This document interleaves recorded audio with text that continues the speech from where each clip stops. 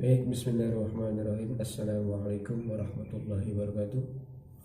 Untuk hari ini Bapak akan membahas mengenai identifikasi aspek kebahasaan teks deskripsi. Jadi, aspek kebahasaan apa saja yang perlu kita bahas dalam sebuah teks deskripsi seperti itu.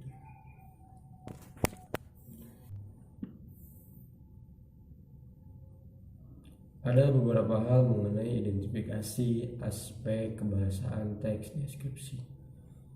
Jadi, beberapa kebahasaan di dalam sebuah teks deskripsi. Pertama, kata konkret. Kedua, kata rujukan atau padanan kata. Ketiga, konjungsi atau penghubung, yaitu kata dan, tetapi, sehingga. Keempat, kata berimbuhan.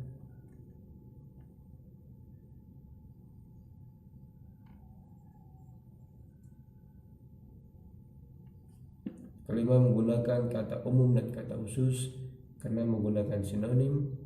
Ketujuh, menggunakan majas perbandingan.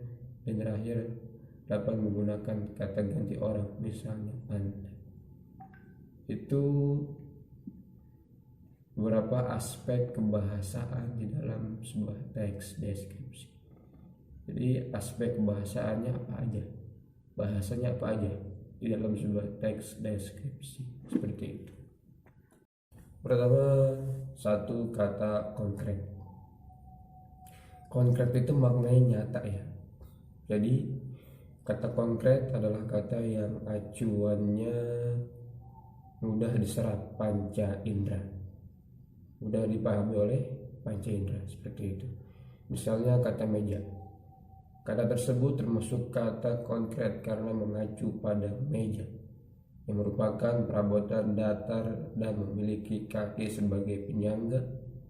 Ketika kata tersebut digunakan, kita dapat membayangkan bentuknya karena benda tersebut nyata dan dapat dilihat oleh indera penglihatan.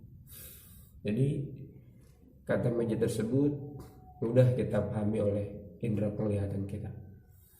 Contoh, kalau kita ganti dengan kata kursi, kita bisa menilai apa itu kursi, ya kan? Karena dapat dilihat oleh panca indera penglihatan kita. Contoh, kita menemukan kata motor, tentu kita bisa memahami apa itu motor karena dapat dilihat oleh panca indera penglihatan kita, seperti itu. Jadi kata konkret adalah kata yang acuannya mudah diserap panca indera, seperti itu. Yang kedua, kata rujukan atau padanan kata. Rujukan itu maknanya bisa arahan ya, seperti itu. Jadi yang merujuk, yang mengarah, atau padanan kata, kata yang digabungkan, seperti itu. Kata rujukan merupakan suatu kata yang merujuk atau mengarah pada kata lain yang sudah digunakan sebelumnya dan menunjukkan keterikatannya. Bapak ulangi lagi. Kata rujukan merupakan suatu kata yang merujuk pada kata lain yang sudah digunakan sebelumnya dan menunjukkan keterikatannya. Jadi merujuk atau mengarah ke kata yang sebelumnya. Jenis kata rujukan sebagai berikut. A. Rujukan benda atau hal seperti ini, itu, dan tersebut. B. Rujukan tempat seperti di sini, di situ, dan di sana. C. Rujukan personel atau orang seperti dia, ia, mereka, dan beliau. Contoh, garis pantai Senggigi yang panjang dengan gradasi warna pasir putih dan hitam membuat keindahan pantai ini semakin menarik. Kata ini itu mengacu pada kata atau pada kalimat Senggigi.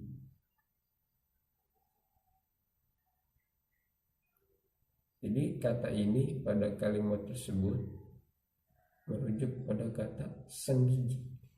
Jadi ininya itu mengarah pada Senggigi. Seperti itu. Garis pantai Senggigi yang panjang dengan gradasi warna pasir putih dan hitam membuat keindahan ini itu mengarah ke Senggigi. Seperti itu. Semakin menarik. Selanjutnya 3 konjungsi.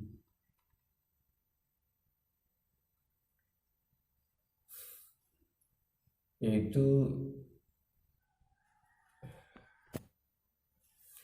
yang ketiga konjungsi. Konjungsi itu maknanya penghubung ya. Kata penghubung. Dalam konteks ini yang kita pakai yaitu kata dan, tetapi, dan sehingga. Konjungsi atau kata penghubung adalah kata tugas yang menghubungkan antar klausa, antar kalimat, dan antar paragraf. Ada berbagai macam konjungsi dalam bahasa Indonesia. Namun khusus pada teks deskripsi ini umumnya menggunakan konjungsi dan, tetapi, dan sehingga. Seperti itu.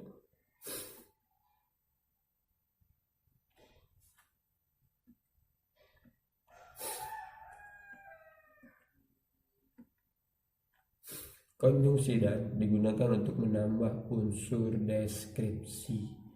Konjungsi tetapi digunakan untuk memperlawankan unsur deskripsi. Sementara konjungsi sehingga digunakan untuk menghubungkan sebab dan akibat unsur deskripsi. Contoh, memasuki bibir pantai Senggigi, kita akan disambut angin pantai yang lembut dan udara yang segar. Dan di sini kan menghubungkan antara kalimat pertama dan kalimat kedua. Memasuki bibir pantai Senggigi, kita akan disambut angin pantai yang lembut dan udara yang segar. Digabungkan antara memasuki bibir pantai Senggigi dan digabungkan dengan udara yang segar atau dihubungkan seperti itu.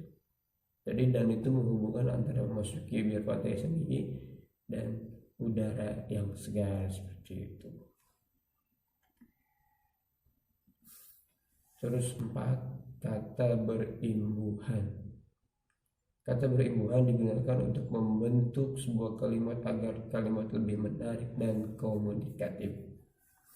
Ada 4 jenis imbuhan dalam bahasa Indonesia, di antaranya prefix awalan, infix sisipan, sufiks akhiran, dan konfiks awalan dan akhiran seperti itu. Kelima, menggunakan kata umum dan kata khusus. Contoh, kata umum warna. Warna ini kan masih umum kan, belum menjurus. Seperti itu. Dan maka kata khususnya merah, hijau, kuning, biru. Dan khususnya baru merah, hijau, kuning, dan biru seperti itu. Contoh, banyak warna kain yang bisa dipilih pembeli seperti merah, hijau, kuning, dan ungu. Jadi dalam kalimat ini menggunakan kata umum dan kata khusus. Banyak warna kain yang bisa dipilih pembeli. Warna kain kan maksud banyak kan, bisa warna pink atau apa. Terus dilanjutkan seperti merah, hijau, kuning, dan ungu. Jadi kalimat ini menggunakan kata umum dan kata khusus seperti itu. 6, menggunakan sinonim, yaitu kata-kata yang memiliki kesamaan atau kemiripan arti. Sinonim itu maknanya bersamaan makna ya. Jadi arti atau makna yang sama seperti itu. Contoh, keindahan dan kemegahan candi itu tampak dari bentuk bangunannya. Di sini ada yang memiliki makna yang sama? Ada, yaitu keindahan dan kemegahan. Indah dan megah walaupun katanya berbeda, tapi maknanya sama. Seperti itu. Keindahan dan kemegahan ini maknanya sama-sama indah dan juga spektakuler seperti itu. Indah dan megah. Jadi keindahan dan kemegahan memiliki makna yang sama atau bersinonim. Keindahan dan kemegahan cat itu tampak dari bentuk bangunannya. 7. Menggunakan majas perbandingan untuk melukiskan secara konkret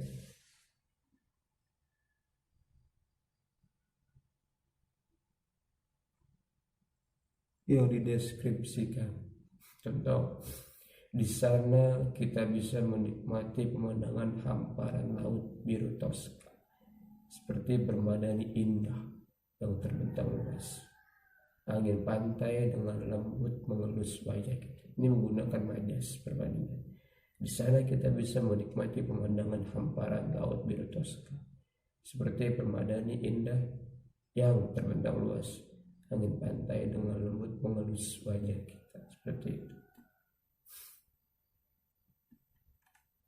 Dan terakhir, 8. Menggunakan kata ganti orang, misalnya Anda. Contoh, memasuki kawasan wisata ini, Anda akan disambut dengan taman bunga dan gazebo-gazebo kecil di sisi kiri dan kiri. Jadi di dalam sebuah teks deskripsi kita bisa menggunakan kata ganti orang. Kita bisa menggunakan kata Anda, beliau, seperti itu. Dan kalimat ini, memasuki kawasan wisata ini, Anda akan disambut dengan taman bunga dan gazebo-gazebo kecil di sisi kiri dan kanan, seperti itu. Mungkin itu penjelasan dari Bapak mengenai identifikasi aspek kebahasan teks deskripsi. Jadi aspek bahasan apa yang digunakan di dalam sebuah teks deskripsi seperti itu. Apabila ada pertanyaan bisa disampaikan daring atau online seperti itu ke saya secara langsung seperti itu. Lebih kurangnya mohon maaf. Wassalamualaikum warahmatullahi wabarakatuh.